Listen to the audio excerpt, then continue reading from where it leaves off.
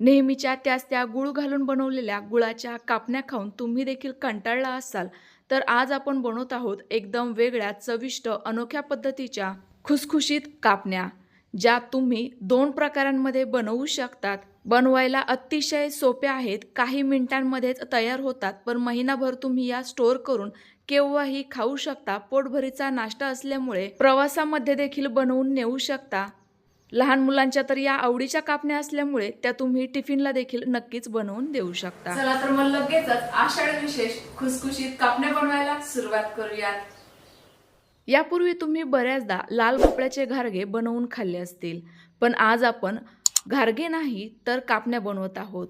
त्यासाठी मी साधारणतः वजनी प्रमाणामध्ये 250 ग्रॅम लाल भोपळा घेतलाय. याचं प्रमाण ना तुम्ही तुमच्या आवडीनुसार कमी अधिक करू शकता. आता हा मी कालच बाजारातून या पद्धतीने कापून आणलेला असल्यामुळे याच्या ज्या साईड्स होत्या ना त्या सुकल्या होत्या, त्यामुळे त्या देखील मी कट करून घेतल्या.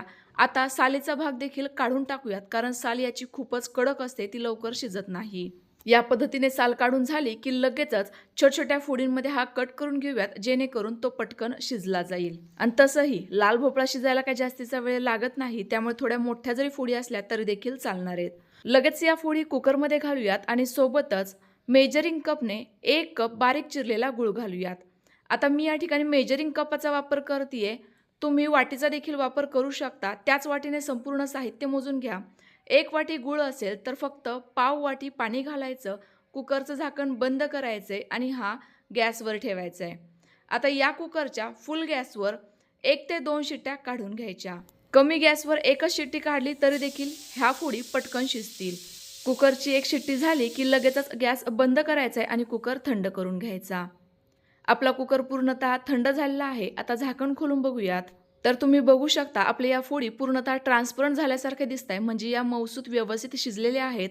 त्या लगेचच मॅशरने मॅश करून घेऊ. बघा किती साधी आणि सोपी गोष्ट आहे. किती पटकन आपली या ठिकाणी पेस्ट तयार झाली आहे. आता ही जरा वेळाकरिता साईडला ठेवून देऊ आणि लगेचच कणिक भिजवायला घेऊयात. तर मग अशी ज्या कपाने मी गूळ मोजून घेतलाय ना, त्याच कपाने घेऊयात 1 कप गव्हाचं पीठ. अजिबात न चाळता हे गव्हाचं पीठ घ्यायचं. सेमच कपाने अर्धा कप घेऊयात बारीक किंवा जाड रवा. माझ्याकडे जाड होता, मी तोच वापरतीये. आणि पाव कप बेसन पीठ. बेसन पिठामुळे आपल्या या कापण्या खूप छान अशा खुसखुशीत होतील, अजिबात तेलकटही होणार नाही. चिमूटभर मीठ घालायचे, कारण गोडाचा पदार्थ जरी असला तरी मीठ घातलं की त्याची चव अजून दुपटीने वाढते. आणि त्याचसोबत सुंठ, जायफळ आणि बडीशोप पावडर. आपल्याला ना कदाचित अजून 1 कप गव्हाचं पीठ लागू शकतं, त्यामुळे मी ती साईडला घेऊन ठेवलंय. गरज पडली तरच वापरूयात, कारण या ठिकाणी अगदी परफेक्ट मी मेजरमेंट सांगू शकत नाहीये, कारण तुम्ही कोणत्या प्रकारचं पीठ वापरताय ना यावर देखील आपल्या या मिश्रणाचा अंदाज ठरू शकतो. काही रवा पाणी जास्त पितो तर काही रव्याला पाणी फार कमी लागतं. आता या मिश्रणामध्ये ना आपल्याला एक्स्ट्राचं पाणी घालायची अजिबात गरज नाहीये. आपण जी भोपळ्याची पेस्ट तयार करून घेतलेली होती ना, त्याच पेस्टमध्ये आपल्याला हे कणिक भिजवून घ्यायचंय. जर तुम्हाला जास्तीचा फाफट पसारा करायचा नसेल, जास्त भांडी भरवायची नसेल, तर मगाशी ज्या कुकरमध्ये आपण हे साहित्य शिजवून घेतलंय ना, त्याच कुकरमध्ये कणिक भिजवली तरी देखील चालणार आहे. तर बघा आपली ही कणिक खूपच सैल भिजवली जातीये. आपल्याला कोरड्या पिठाची गरज लागणार आहे, म्हणून अजून मी 1 कप गव्हाचं पीठ लगेच यामध्ये घालते. तुम्ही हे घेतलेलं गव्हाचं पीठ ना अंदाज करून घाला तुमच्या गरजेनुसार. मला पूर्ण 1 कप गव्हाचं पीठ लागेल, म्हणून मी पूर्ण घालून घेतलं. आता हे पटकन व्यवस्थित मिक्स करूयात आणि घट्टसर कणिक भिजवून घेऊयात. तर बघा एकाच फॅमिलीमध्ये 2 प्रकारच्या आवडीनिवडी असलेले व्यक्ती असतात. काही जणांना खुसखुशीत कापण्या आवडतात तर काही जणांना नरम. जर घरात वयस्कर व्यक्ती असतील तर त्यांना नरमच कापण्या आवडतात. जर तुम्हाला नरम कापण्या आवडत असतील तर हे कणिक थोडंसं मऊसूत भिजवा आणि एकदमच छान खुसखुशीत कापण्या आवडत असतील तर घट्टसर कणिक भिजवा. कणिक भिजवून झाली की ते लगेचच झाकून 10 मिनिटाकरिता भिजण्यासाठी साईडला ठेवा. तर 10 मिनिटांनंतर आपलं पीठ बघा अगदी व्यवस्थित भिजलेलं आहे. थोडंसं आणखी घट्टसर झाल्यासारखं दिसतंय. आता मोठ्या चपाती एवढा, साधारणतः 2 चपात्याचा उंडा जेवढा असतो ना तेवढा आपल्याला उंडा घ्यायचा आहे, म्हणजेच कणिक घ्यायचं आहे. हातावर थोडंसं गोल करून घ्या. गरज वाटत असेल तर हा उंडा कोरड्या पिठामध्ये घोळवून लगेच आता याची अलटपलट करून मोठ्या आकाराची पोळी लाटून घेऊयात. मध्यम जाडीची. साधारणतः आपण चपाती लाटतो ना त्यापेक्षा थोडीशी जाड हवी. तर बघा आपली ही पोळी थोडीशी लाटून झाली की लगेच यावर खसखस पेरूयात, कारण अजून आपली पोळी लाटणं बाकी आहे. तर लाटणं फिरवली की ही खसखस अजून यामध्ये रोवून बसेल आणि मग ती तेलात गेल्यानंतर निघणार नाही, व्यवस्थित चिकटेल. कारण बऱ्याचदा असं होतं की आपण खसखस तर भरपूर लावतो, पण ती तेलामध्येच निघते, कापण्यांना अजिबात राहत नाही. तर बघा ही पोळी आपण पुन्हा एकदा अलटपलट करून दोनही साईडने व्यवस्थित अशी लाटून घेऊयात. साधारणतः इतकी मोठी आणि एवढ्या जाडीची. आता लगेच याच्या कापण्या बनवून घेऊयात. तर कापण्यांना प्रामुख्याने डायमंड आकाराचा शेप दिला जातो.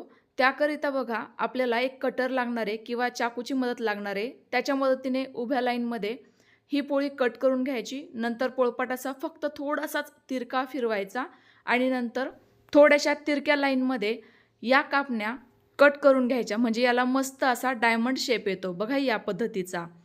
आता या कितपत छोट्या मोठ्या आकाराच्या ठेवायच्या हे पूर्णतः तुमच्या मनावर डिपेंड करेल. तर बघा मस्त अशा नाजूक नाजूक छोट्याशा आणि अगदी परफेक्ट अशा डायमंड शेपच्या आपल्या या कापण्या कट करून झाल्या आहेत. त्या लगेचच एखाद्या ताटामध्ये काढून घेऊयात. आता तुम्हाला जर लाटायचा कट करायचा स्पीड जर जास्त असेल तर तुम्ही लगेच एका साईडला या कापण्या तळून घेऊ शकता. एक घाणा तळेपर्यंत दुसऱ्या कापण्या लाटून कापून घेऊ शकता. ही देखील पद्धत सोयीस्कर आहे.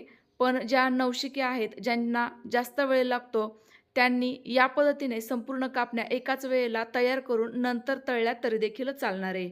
आता या कापण्या तळण्यासाठी महत्त्वाच्या काही टिप्स फक्त लक्षात ठेवायच्या. एक म्हणजे जर तुम्हाला कापण्या खुसखुशीत हव्या असतील तर गॅसची फ्लेम मिडियम ठेवा, तेल देखील मध्यम गरम ठेवा. आणि जर तुम्हाला या कापण्या नरम आवडत असतील तर गॅसची फ्लेम फुल ठेवा, तेल मध्यम गरम ठेवा. यामुळे आपल्या कापण्या भराभर पटकन तळून वर येतील आणि त्या मस्त अशा मऊ लुसलुशीत तयार होतील. मला दोनही प्रकारच्या कापण्या बनवायच्या असल्यामुळे सुरुवातीला मी या खुसखुशीत बनवतेय. तर त्याकरिता तेल मध्यम गरम होतं, गॅसची फ्लेमही मध्यम होती. त्यामुळे जरा वेळानंतर या फुलून कापण्या वरती तरंगायला लागल्यात. बघा काय मस्त अशा तयार झाल्या आहेत. आता यांना आपल्याला छान असा हलका ब्राऊन रंग येईपर्यंत तळून घ्यायच्या आहेत. यामुळे त्या अजिबात नरम न पडणाऱ्या, चिवट न होणाऱ्या खूप छान अशा खुसखुशीत कापण्या तयार होतील. आता तुम्ही म्हणाल की सेम पिठाचे आपण घारगेही बनवतो. तर बघा घारगे बनवायला थोडासा जास्त वेळ लागतो, पुऱ्या लाटायलाही वेळ लागतो, तळायलाही वेळ लागतो. तर ही पद्धत बेस्ट आहे ना. तर तुम्ही नक्की ट्राय करून बघा. कशी वाटली कमेंट्स करून देखील नक्की कळवा. आणि अशा छान छान सोप्या रेसिपीज बघण्याकरिता खाद्यप्रेमी या यूट्यूब चॅनलला नक्की सबस्क्राईब करा.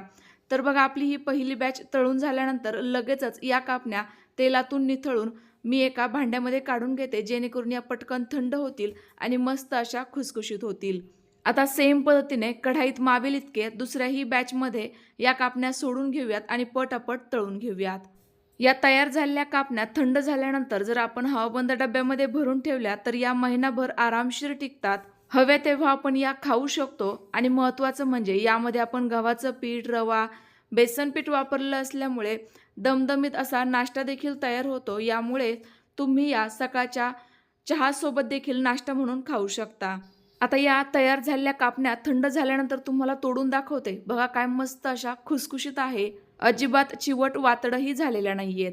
तर या खुसखुशीत कापण्या मी मीडियम गॅसवर तळल्या होत्या आणि आता ही नरम कापणी दाखवते. बघा जी मी फुल गॅसवर तळली आहे ती देखील आतून काय मस्त तयार झाली आहे. त्यामुळे तुम्ही देखील नक्की ट्राय करून बघा. पुन्हा एकदा भेटूयात. Bye bye.